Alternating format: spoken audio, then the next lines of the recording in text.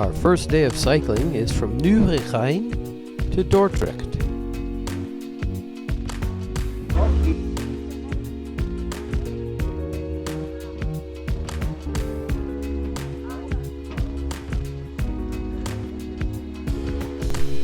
Before we hit the trail, any last-minute adjustments to bicycles need to be taken care of.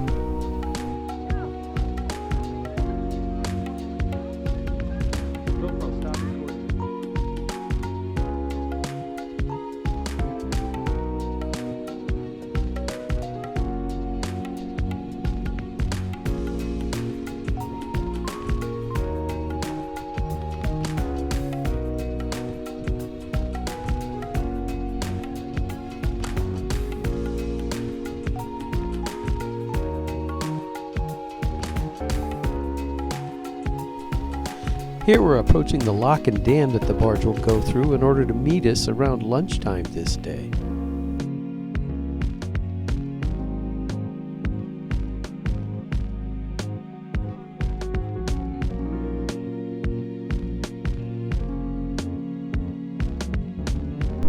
As you'll see, cycling with large groups means occasionally stopping to let everyone catch up.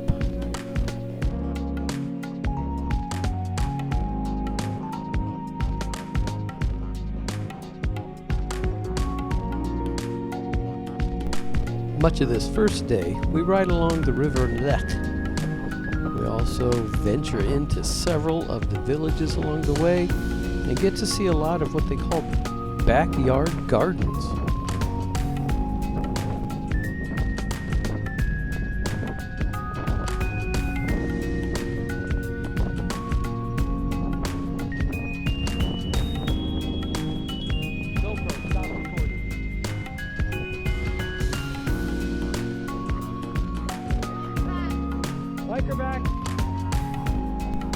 Here we're entering the village of Niewegein.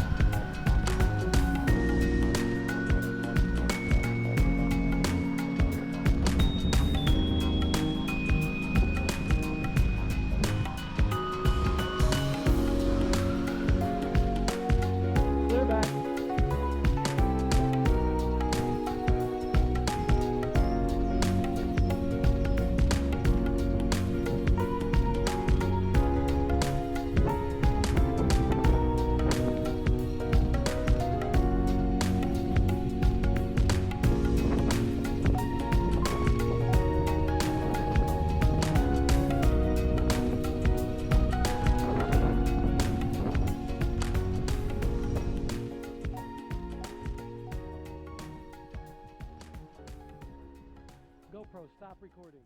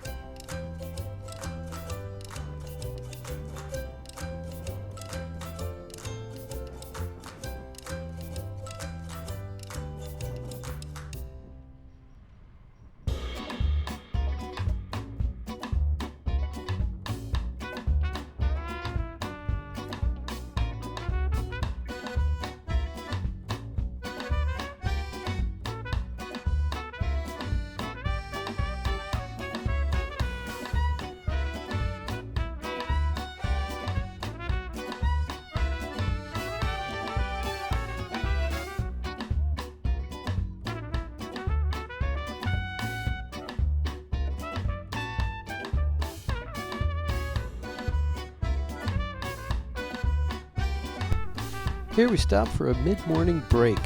It gave me a chance to take a photo or two.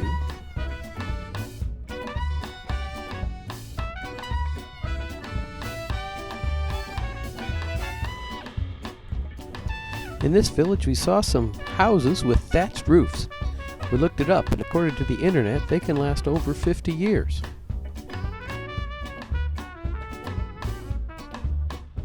As you can see, some of the paths we ride down also serve as streets and driveways.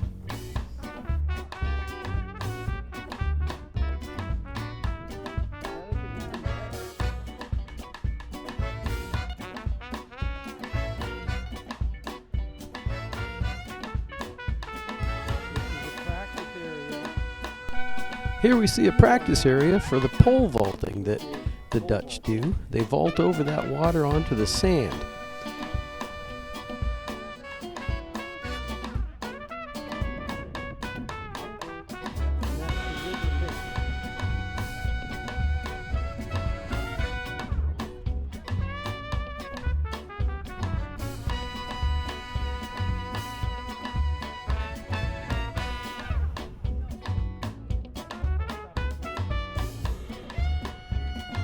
After a short bathroom break, here we are back on the path, into the villages and between the houses again.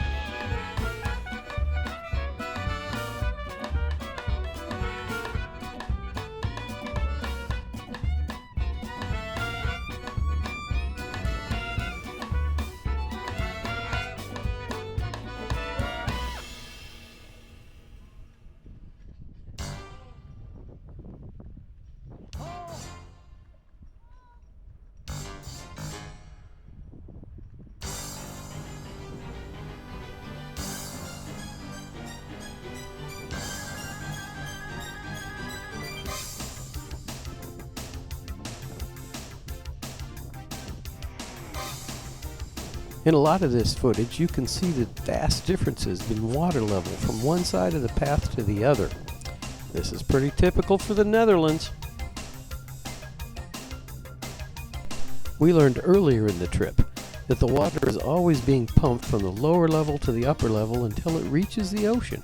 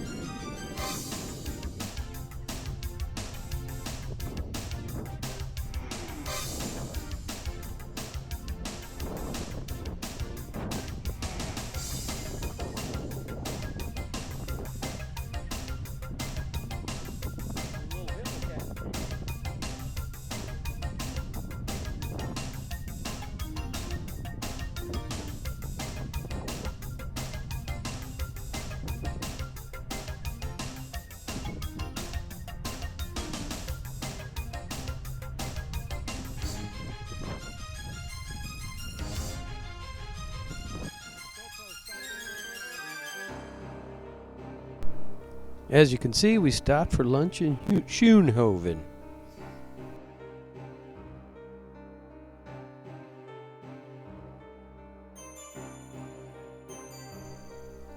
Once we crossed the River Lek, we rode south and saw some windmills.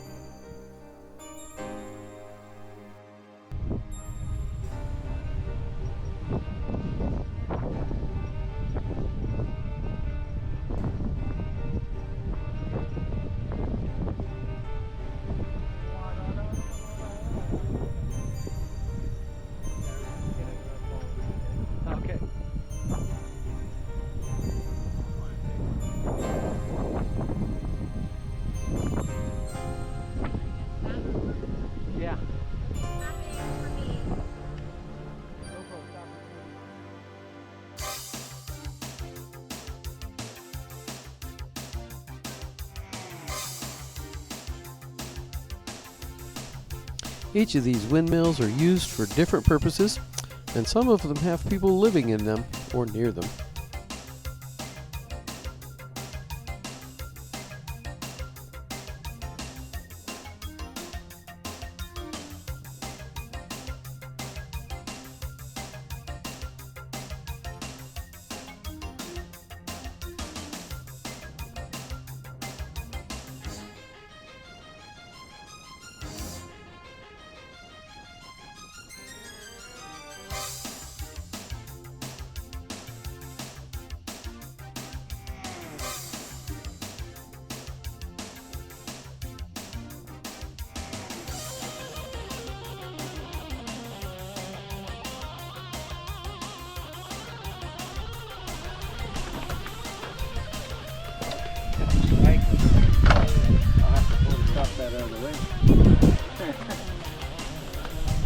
Quit grimacing. That's your normal face.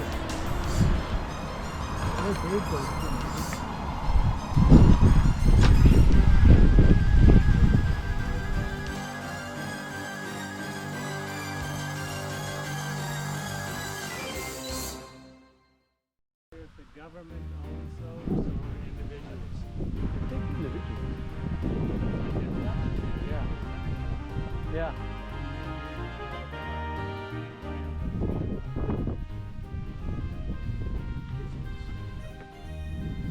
While we were looking at this windmill, some men walked up and told us that this windmill was used as part of a fish farm.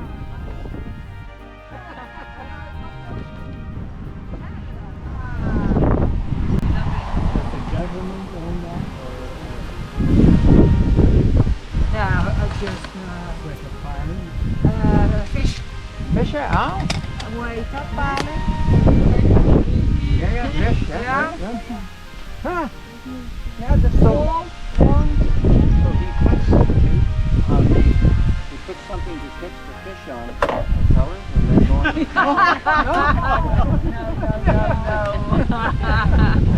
No. Mind your way, Brian? No, you're good. He's the bait. He's the guy that gets follow on there you. to fish. Okay. Oh. Anyway, thank you. Now, have a nice day. Yeah, thank you. Okay, bye. Bye.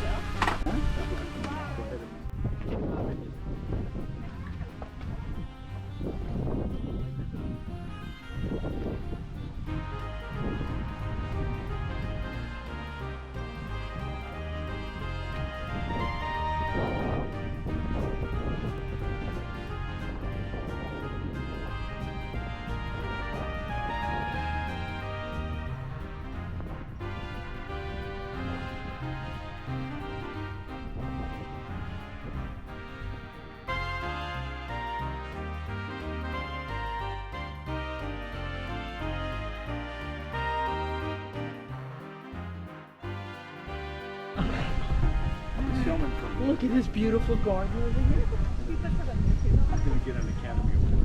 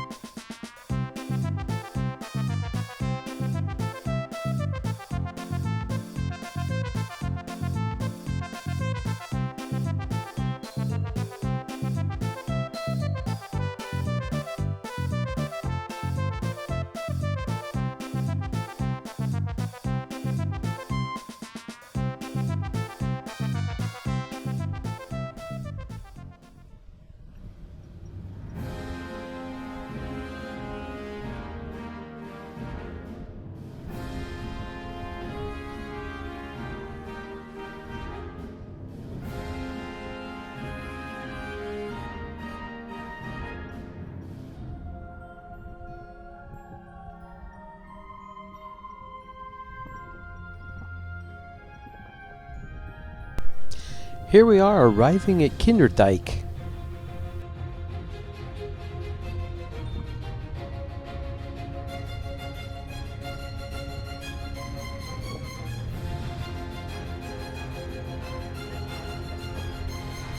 No one knows how Kinderdijk got its name, but it is a World Heritage Site. The mills exist due to the intervention of Count Floris V. Reportedly, he got tired of the lords squabbling over flooded lands, so he established the first water board where nobles were required to work together to deal with water in their territories. The nobility got together, built dikes and windmills in order to keep the land dry. Prior to World War II, the Kinderdijk windmills were replaced by diesel engines. However, during the fuel shortage during the war, the windmills were put back into action in order to maintain dry land. So in a sense, these windmills saved the Dutch people in this area from flooding during the fuel shortage of World War II. Kinderdijk is one of the most visited tourist areas in the Netherlands. In 2019, there were over 60,000 visitors. That's 10,000 for every resident, because there are only 60 people.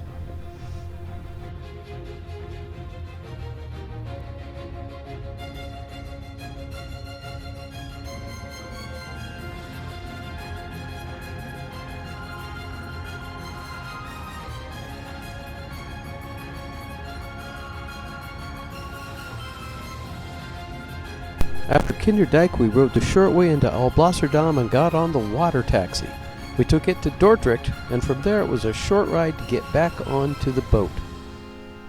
The cobblestones of Dordrecht are a little bit rough on the bottom as you're riding through town.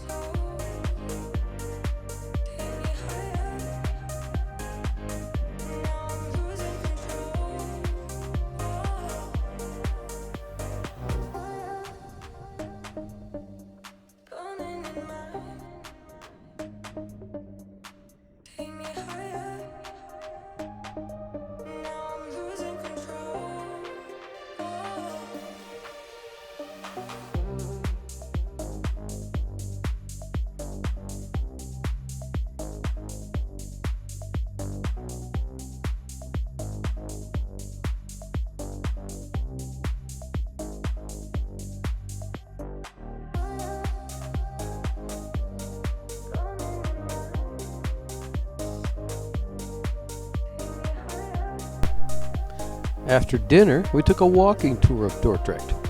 We saw the harbor. We saw places where there were commemorations for the Jews that were taken during World War II. This is the city gates.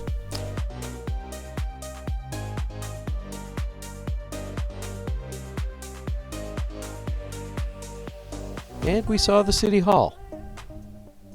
That's it for the first day, but if you enjoyed it, subscribe so you find out when the next video comes out.